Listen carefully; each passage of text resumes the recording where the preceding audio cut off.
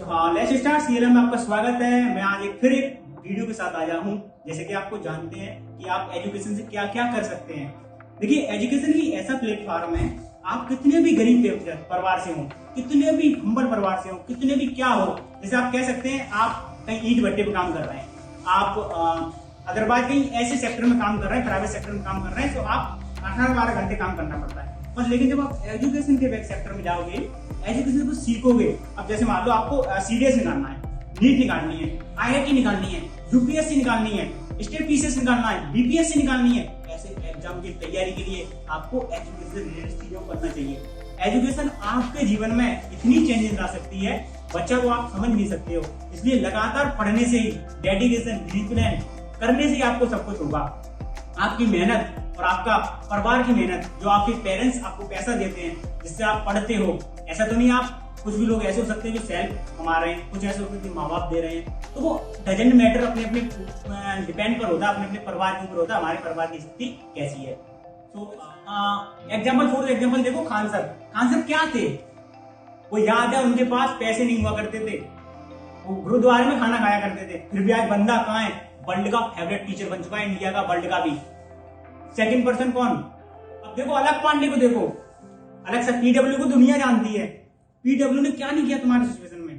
PW ने देखो rickshaw में, उसी मोटरसाइकिल पे ड्यूटी करने जाता था, पेड़ की मोटरसाइकिल लाता था, वो आज कहाँ पीडब्ल्यू में फैक्ट्री खड़ी करती।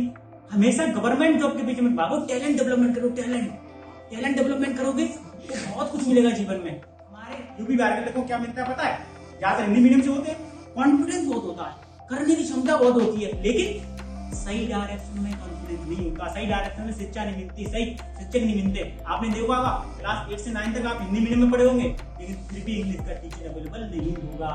देखा होगा आपने, अभी तक देख करके आ रहे हो, प्रैक्टिस नहीं की इंग्लिश सीखने के लिए। अगर आप इंग्लिश सीखना भी चाहते हैं तो प्रैक्टिस करिए लगातार, तभी तो आप सीख सकते हैं। आप यही करना तो इंडिया में लिखित है। आप करना नहीं चाहते तो सोचते बहुत कुछ है कि काश मैं फेल हो जाऊंगा, मैं ये कर लूंगा, मैं वो कर लूंगा। नहीं, आपको करना है, जल्दी जल्दी करिए काम, दिन स्टार्ट करिए, जैसे करना चाहे वैसे करिए। अब जैसे कि आप देख लो अवध ओझा को, अवध ओझा सर कहते हैं जब मैं फेल हुआ था तो मरने की सोच रहा था, चला गया था एक वहां पे जाके कहीं पहाड़ में। तो भाई हर किसी के लाइफ में बहुत सारी चैलेंजेस आते हैं, बहुत सारे डिस्ट्रक्शन आते हैं, पर आपको उससे लड़ना है।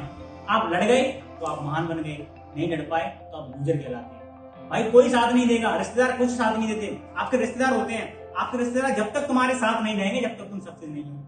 माँ बाप भी कभी कभी ऐसे माँ बाप भी होते हैं, मैं नहीं कहना चाहूंगा, लेकिन माँ बाप भी कभी, मम्मी भी ताना देती है कभी कभी, क्या पड़ा पड़ा खाता रहेगा, भाई कुछ कर।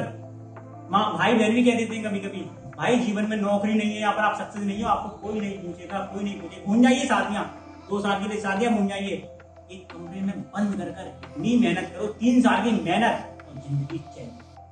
डेडिकेशन, डिसिप्लिन, सक्सेस एंड बात को समझ रहे हो ना। इस क्लास में सिर्फ मैं और तुम हो, ये फंडा याद रखो। हमेशा जीवन में क्या करना है क्या नहीं करना है, और सुनो कल से करूंगा, ये बात को दिमाग से निकाल लो। कल वाला सिस्टम, जो बच्चा जो साथी कल वाले डिपेंड पर रहा जीवन में, वो कुछ नहीं कर सकता, कुछ नहीं कर सकता। उसके लिए आज अभी आई कैन डू, मैं कर सकता हूँ। तो लगातार बने रहिए। मैं फिर मिलता हूँ एक वीडियो के साथ। Thank you.